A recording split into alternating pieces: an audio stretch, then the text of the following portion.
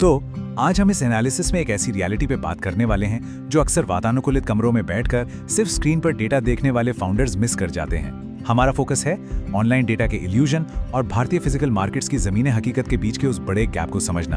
अगर आप 25 से 40 साल के एक एम्बिशियस फाउंडर हैं तो एक बात बिल्कुल साफ समझ लीजिए, असली बिजनेस ब्लूप्रिंट किसी PDF फाइल में नहीं बल्कि फिजिकल बाजारों की सड़कों पर मिलता है। तो चलिए शुरू करते हैं। अब सबसे पहला सवाल, क्या ये जो डिजिटल इंटरनेट ट्रेंड्स हम देखते हैं वो सच में असली मार्केट डिमांड को दिखाते हैं? सोचिए जरा, हम सब स्क्रीन बेस्ड रिसर्च पर कितना ज्यादा डिपेंड करते हैं, है ना? पर सच तो यह है कि जो इंटरनेट पर ट्रेंड कर रहा है जरूरी नहीं कि ग्राउंड पर उसकी उतनी ही डिमांड हो। ये अक्सर सिर्फ एक बहुत छोटे से हिस्से का डेटा होता है। सिर्फ स्क्रीन्स के भरोसे बिजनेस के मौके खोजना एक बहुत बड़ी गलती हो सकती है।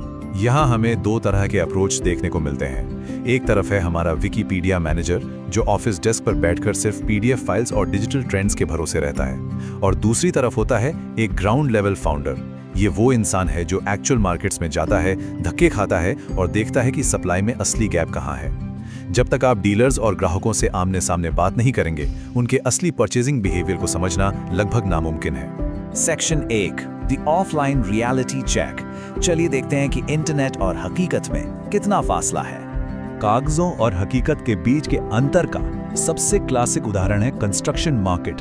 ऑफिशियल डॉक्यूमेंट्स में आपको टाइल्स का साइज मिलीमीटर में और स्टील का रेट प्रति किलो मिलेगा, लेकिन जरा फिजिकल मार्केट में जाके देखिए, वहां कोई मिलीमीटर में बात नहीं करता। लोग टाइल्स हमेशा स्क्वायर फीट में खरीदते हैं। इसी तरह कोई 1 किलो स्टील नहीं खरीदता। बोलचाल में बात हमेशा टन में होती है। अगर आप सिर्फ इंटरनेट रिपोर्ट्स पढ़कर इस मार्केट में उतरेंगे तो आप ग्राउंड की ये बेसिक भाषा ही नहीं पकड़ पाएंगे। इंटरनेट का डेटा कैसे फेल होता है, इसका एक और हैरान करने वाला रीजनल डेटा पॉइंट देखिए। अगर हम बिजनेस फॉर्मलाइजेशन यानी पार्टनरशिप फर्म्स की बात करें तो पूरे भारत में ये करीब 8 से 12% के बीच है, लेकिन जब आप गुजरात का डेटा देखते हैं तो ये सीधा 20 से 24% हो जाता है, लिटरली डबल। इंटरनेट का कोई भी एल्गोरिदम आपको इस विसंगति का कारण नहीं बता सकता। इसके लिए आपको फील्ड पर जाकर वहां के लोकल बिजनेस स्ट्रक्चर को खुद समझना होगा। और गुजरात की बात करें तो एक बड़ा ही दिलचस्प विरोधाभास है। वहाँ इंटरनेट से सामान खरीदने वालों की संख्या बड़े राज्यों में सबसे कम है, मतलब लोकल्स अपने लिए ऑनलाइन शॉपिंग बहुत कम करते हैं, लेकिन इंटरनेट के जरिए अपना सामान बेचने वालों की संख्या सबसे ज्यादा है।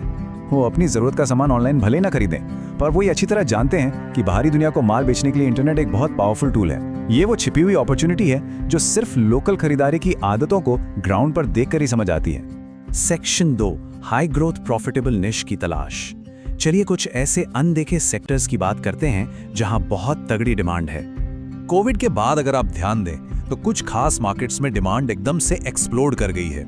जैसे ई-रिक्शा के कंपोनेंट्स ले लीजिए, उनकी बैटरीज, रिम्स, इनकी ग्राउंड पर बहुत ही भारी मांग है।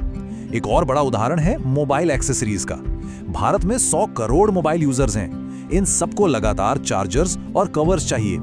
एक सफल ब्रांड बनाने के लिए आपको ऐसे हार्डवेयर नीश खोजने होंगे जिनकी लोकल सोर्सिंग और ऑफलाइन डिस्ट्रीब्यूशन बहुत मजबूत हो।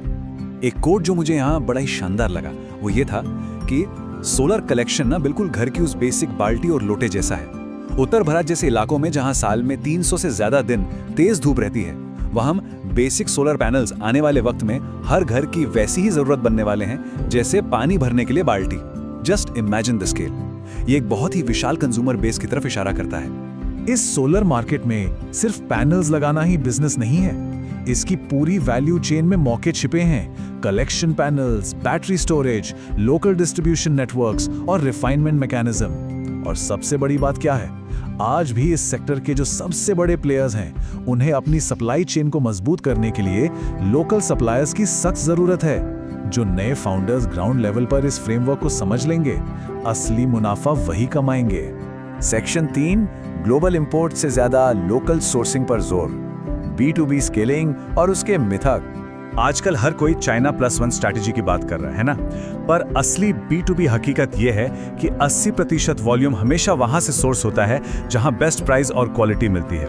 बाकी का 20% लोग सिर्फ रिस्क कम करने के लिए यानी डाइवर्सिफिकेशन इंश्योरेंस के तौर पर किसी दूसरे देश को देते हैं। ये सोचना बिल्कुल गलत है कि बस ग्लोबल सप्लाई चेन में शिफ्ट हो रहा है तो आपको बिना ग्राउंड लेवल पर क्वालिटी सुधारे बड़े फायदे मिल जाएंगे। इसीलिए एक सस्टेनेबल ब्रांड बनाने का आपका पहला कदम बिल्कुल क्लियर होना चाहिए। ग्लोबल एक्सपोर्ट्स के पीछे भागने से पहले अपनी लोकल सप्लाई चेन को ठीक कीजिए और रोजमर्रा के इंपोर्ट्स को रिप्लेस कीजिए। एक सिंपल सा आइटम लीजिए, सीसीटीवी कैमरा। ये हर बिल्डिंग, हर गली में लगे हैं, फिर भी इनका एक बहुत बड़ा हिस्सा बाहर से आता है। जब तक आप ऐसे आइटम्स की लोकल सोर्सिंग मास्टर नहीं करेंगे, एक मजबूत ब्रांड की नींव नहीं रखी जा सकती। सेक्शन 4, असंगठित बाजारों को संगठित करना। स्कैटर ट्रेड से एक नेशनल ब्रांड तक का सफर। सबसे पहले तो ये समझिए कि असंगठित बाजार या अनऑर्गेनाइज्ड मार्केट होता क्या है। ये वो बड़े कंज्यूमर सेक्टर्स हैं जहां आज भी टॉप 5 या 10 जाने माने नेशनल ब्रांड्स मौजूद ही नहीं है। जरा सोचिए, क्या आप मुझे किसी बेसिक डाइनिंग टेबल, कुर्सी या अनब्रांडेड कपड़ों के टॉप 5 ब्रांड्स के नाम बता सकते हैं? नहीं ना। यही वो सबसे बड़ा व्हाइट स्पेस है। अगर आप सिर्फ एक साधारण ट्रेडिंग बिजनेस नहीं बल्कि लंबे समय तक चलने वाली वैल्यू क्रिएट करना चाहते हैं तो ये जगह आपके लिए है।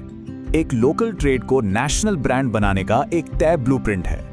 पहला स्टेप, किसी बिना ब्रांड वाली जरूरत को पहचानिए। दूसरा स्टेप, सीधे ग्राउंड लेवल पर जाकर उसके सप्लाई गैप को वेरीफाई कीजिए। तीसरा, रीजनल सप्लाई चेन को आपस में इंटीग्रेट कीजिए। और चौथा, एक स्टैंडर्ड क्वालिटी के साथ उसे बड़े पैमाने पर स्केल कीजिए। लेंसकार्ट ने चश्मे के बाजार में बिल्कुल यही मॉडल इस्तेमाल किया था और ये स्ट्रैटेजी आज भी कई अनऑर्गेनाइज्ड सेक्टर्स के लिए एकदम परफेक्ट है। तो इस पूरी एनालिसिस के बाद मैं एक बहुत ही प्रोवोकेटिव सवाल छोड़कर जाना चाहता हूं। क्या हमारी नई पीढ़ी के युवा उद्यमी अपने एसी रूम्स और स्क्रीन से बाहर निकलकर सड़कों पर अपने अगले बड़े आइडिया को फिजिकल मार्केट में परखने के लिए तैयार हैं?